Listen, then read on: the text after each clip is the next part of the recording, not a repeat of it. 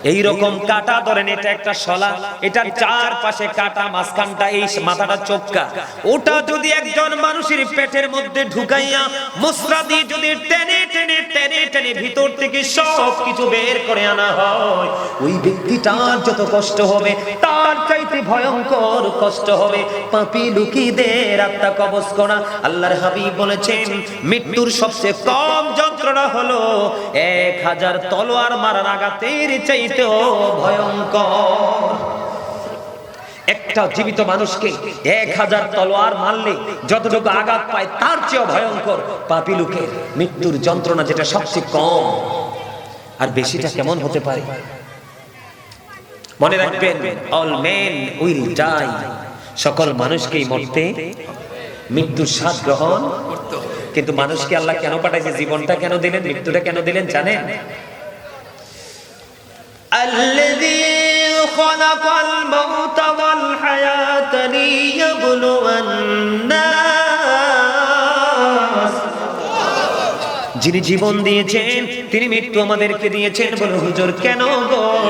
আল্লাহ রাব্বুল আলামিন জীবন এবং মৃত্যু দিয়েছেন এই পৃথিবীর মানুষগুলোকে পরীক্ষা করার জন্য। কে হুজুর, আমাদেরকে কি আল্লাহ পরীক্ষা ফলাইছে না? কথা বলেন না কেন? এটা কি আমাদের পরীক্ষার হল না? আমার দিকে তাকান বন্ধু, মৃত্যুর যন্ত্রণা কত ভয়ঙ্কর। হযরত ইদ্রিস আলাইহিস সালাম একজন আল্লাহর নবী। উনি এমন একজন আল্লাহর নবী যিনি যখন রোজা রাখতেন তিনি সব সময় রোজা রাখতেন। ওনার ইফতারিগুলো আসতো প্রতিদিন জান্নাত থেকে। সুবহানাল্লাহ, এত আসতে সুবহানাল্লাহ। তো জান্নাতের মেহমানদের জন্য ফল, খাবার। আমি আপনাদেরকে বলি, তারপরে মৃত্যুর যন্ত্রণা যাই। আমি বলেছিলাম প্রত্যেকটা পার্সন ডবল পার্সন, প্রত্যেকটা মানুষ কি ডবল। আমার দিকে তাকান, এই যে মাথা থেকে পা পর্যন্ত বডিটা, এটার নাম হলো মানুষ। এটার নাম কি? মানুষ। বাংলা ভাষায় মানুষ বলি, ইংলিশে আমরা কখনো বলি ম্যান, আবার কখনো বলি পার্সন। আল্লাহর কোরআনের ভাষায় কখনো বলেছেন ইয়া আইয়ুহান নাস, আবার কখনো বলেছেন ইয়া আইয়ুহাল ইনসান। এইটা হলো এই মাথা থেকে পা পর্যন্তই বডিটা। এই মানুষটা নিচে নামো, যাও। ওখানে মুরব্বী মানুষ বসে আছে, তোমরা এখানে চেয়ারে বসছো কেন? এই তোমরা কেউ মুরব্বীরাই চেয়ারটা নিয়ে ওই সারিতে দিয়ে দাও। নাও। আরে ফলাফাইন রে, আমার দিকে তাকান। এটা হলো মাথা থেকে পা পর্যন্ত এই মানুষটার পরিচয়। এই মানুষটা কিন্তু আসল মানুষ নয়। এটি কত বোকা, এটি কত বোকা সান, সব দিশায় এসেছে চেয়ারের দিকে। এই মানুষটার আর চেয়ারটা রেখে আজকে বারবার তাকানো লাগে। আমার তো মনে হয় বাইরে হলে একটা ওয়াজ মনে রাখতে পারবে না। কার কাছে ওয়াজ করবো? এই ওয়াজ করে কোনো লাভ আছে? আমি বলছি যে ভাই তোমরা মুরব্বীরা চেয়ারটা না, ওই কর্নারে সব দিশায় এসেছে লোকটার দিকে, চেয়ারটার দিকে। আর আমি মানুষের পরিচয় দিচ্ছি। এটা হলো কি এই মানুষটার সংক্ষিপ্ত পরিচয়। এই মানুষটা কিন্তু আসল মানুষ নয়। এই মানুষটার ভিতরে আরেকটা মানুষ আছে, যেই মানুষটাকে সৃষ্টি, যদিও আপনার আমার মাঝে আছে, মানুষ বা কোন সৃষ্টি এটাকে কোনোদিন দেখে, কোনোদিন দেখবেও, সৃষ্টির কাছে চির অজানা ওই মানুষটা কেমন, এটা আমরা কেউ দেখি। এই মানুষটার নাম কি জানেন? আল্লাহর কোরআনের ভাষায় মানুষটার নাম রূহ। ইংলিশে এটাকে বলা হয় সোল, বাংলাতে এটাকে বলা হয় আত্মা। আল্লাহ বলেছেন say the soul is the order of my Lord. Allah বলেছেন কওলির রূহু মিন আমরি রাব্বি, first tense, present tense, future tense, অতীত, বর্তমান, ভবিষ্যৎ। এটা একদিন ছিল আলোমেরো হয়, আজকে আপনার আমার মাঝে, আরেকদিন যাবে কবরে। তাহলে আপনার আমার আসল মানুষ কি দেহ না আত্মা? তাহলে এখানে কি আপনার দেহটা থাকবে না আত্মাটা? আরেকটা আবার স্বাস্থ্য ভাই একটা বইছে, এই যে বইয়া যে বাদাম খাওয়া শুরু করছে, বাদাম খাওয়া মনে হয় মূত্র শেষ হয়েছে। আলহামদুলিল্লাহ, আমি মনে মনে দোয়া করতেছি আল্লাহ তার বাদাম খাওয়া যে কবে শেষ হইব। এইটা কিন্তু এই জায়গা কিন্তু দেহের খাবারের জায়গা নয়। প্রত্যেকটা মানুষের প্রতিদিন 2 ধরনের খাবার জোগাড় করতে হয়। কয় ধরনের? কথা কয় না। আরেক স্বাস্থ্য ভাই হাসি দিছে, beautifully smiling, you are great my dear brother. এইভাবে হাসবা, তাহলে হার্টে কোনোদিন প্রবলেম হবে না। আলহামদুলিল্লাহ বলেন না? আরে আরো জোরে বলেন আলহামদুলিল্লাহ। এই আমার দিকে তাকান, ওয়াজ বোঝেন। এই যে দেহের খাবারটা আপনি যে কোনো জায়গায় গেলে পাবেন, পৃথিবীর যে কোনো জায়গায়, চা দোকানে যান, কোন নরমাল হোটেলে যান, কোন ভিআইপি হোটেলে যান, আত্মীয়র বাড়িতে যান, বোনের বাড়িতে যান, যেখানেই যান আপনি কিন্তু দেহের খাবারটা পাবেন। কিন্তু রুহের খাবারটা যে কোনো জায়গায় পাওয়া যায়। রুহের খাবার মিলে রুহানিয়াতের বাজারে। তার মানে আজকেরই বাজার হলো আপনার দেহের নয়, আত্মার খাবারের বাজার। জোরে কন্যা সুবহানাল্লাহ। তো যারা বাদাম খাইছেন, আমার স্বাস্থ্য ভাই এনে একটা বইয়া যে মজা করে আসাম মাইরা বাদাম খাইতে লাগছে, চাইছি আরে আস্তে করে মুসরা দিয়ে পকেটে ঢুকাইছে। আমি আলহামদুলিল্লাহ, আলহামদুলিল্লাহ। আরো যারা কর না, তাহলে আপনি হাসবেন না। এটা আসলে শিক্ষার বিষয়, আমরা বুঝি না তাই আমরা আমল করতে পারি না। এই বাজারগুলো, মসজিদ, মাদ্রাসা, আলেম ওলামাদের সামনে বসে, জলসায় বসে, আল্লাহর ওলিদের সামনে যখন বসবো, আপনি মনে করবেন আজকে আমার দেহের কোনো ফাংশন, আজকে আমি খোরাক নিব রুহে। বলে হুজুর কেমন খোরাক?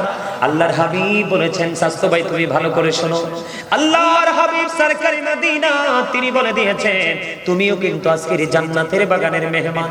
তুমি সাধারণ মানুষ নও। তুমি যদি আজকে ওই এই প্যান্ডেলের বাইরে থাকতা তাহলে অন্যদের মতো হতে, কিন্তু তুমি আজকে জান্নাতের মেহমান। ফেরেশতারা এই চারপাশে বেষ্টনী দিয়ে ঘেরাও করে রেখেছে। তোমার নাম কিন্তু আজকের জান্নাতের বাগানের অতিথিদের পিতারে হইছে রে, অতিথিদের, ঠিক আছে, ওকে ওকে, অতিথিদের নামে, অতিথিদের জায়গায় কিন্তু তোমার একটা কোটা তৈরি হয়ে গেছে। আল্লাহর হাবিব বলেছেন, তোমরা যখন জান্নাতের বাগানে যাও রে, তখন তোমরা জান্নাতের ফল খেয়ে নিও। কি করে নিও? জান্নাতের বাগান থেকে ফল খাইয়া নিও। ইয়া রাসূলুল্লাহ, ইয়া হাবিবাল্লাহ, নবী, নবী গো, জান্নাতের বাগানের ফলটা কি গো?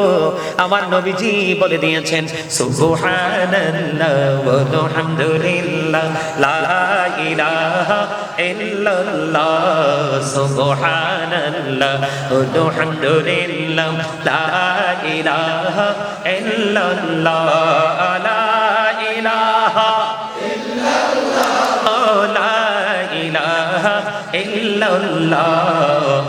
রসি লৌহ কলম সৃষ্টি যাহার ওসিলা, নিজে আল্লাহ খুশি হইয়া নাম রাখলেন হাবিবুল্লাহ। সুবহানাল্লাহ আলহামদুলিল্লাহ, লা ইলাহা ইল্লাল্লাহ, লা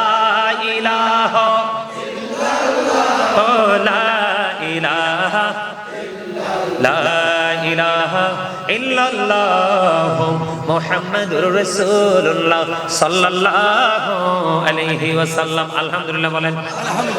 ছোট্ট করে জিকিরটা করলাম, সত্যি করে বলবেন, দুই হাত তুলে দেখাবেন, এই শব্দটা শুনে আপনার হৃদয়ে প্রশান্তি আসছে কিনা?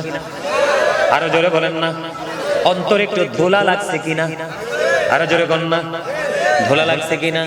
মনে রাখতে হবে, পদ্মা মেঘনা যমুনার তীরে কত ঢেউ চলে যায়, আসে না তো ফিরে।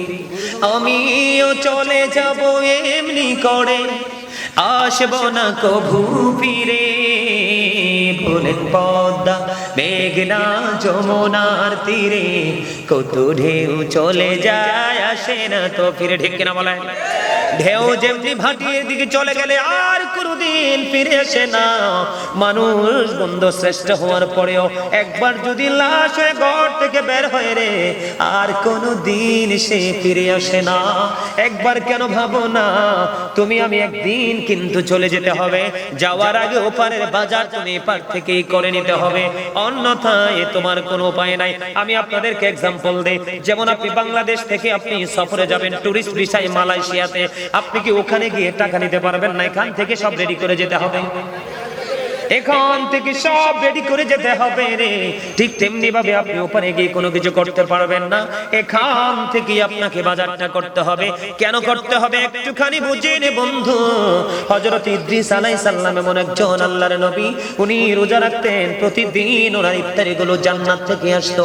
ইফতারি করার পরে যেগুলো অবশিষ্ট থাকতো আবার সবগুলো জান্নাতে ফিরে যাইতো। সুবহানাল্লাহ বলে। এমন মর্যাদা, এমন পাওয়ার, একদিকে তিনি আল্লাহর নবী। বন্ধুরি আমার, একদিন আজরাইল একজন এক ব্যক্তির সুরতে ওনার কাছে এসে হাজির হলেন। হাজির হওয়ার পর আজরাইল কে তিনি প্রশ্ন করলেন, আপনি আমার কাছে কেন আসলেন? লম্বা ঘটনাটা কিন্তু কোরআন থেকে সংগ্রহ করা। এবার ওনাকে বললেন, আপনি কে? কয় আমি তো আজরাইল। কয় তাহলে কি আমার মরণের সময় হয়ে গেছে? কয় না না নবী গো, আপনার এখনো মরণের সময় হয়নি। আমি এসেছি আপনার সাথে একটা বন্ধন তৈরি করার জন্য।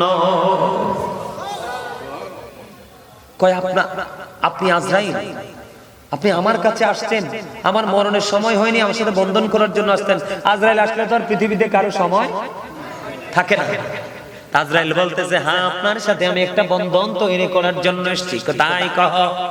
এবার ইদ্রিস আলাইহিস সালাম একটা শর্ত দিয়ে দিলেন, কয় আপনি যদি আমার সাথে বন্ধন তৈরি করতে হয় তাহলে আমার কিছু শর্ত মানতে হবে।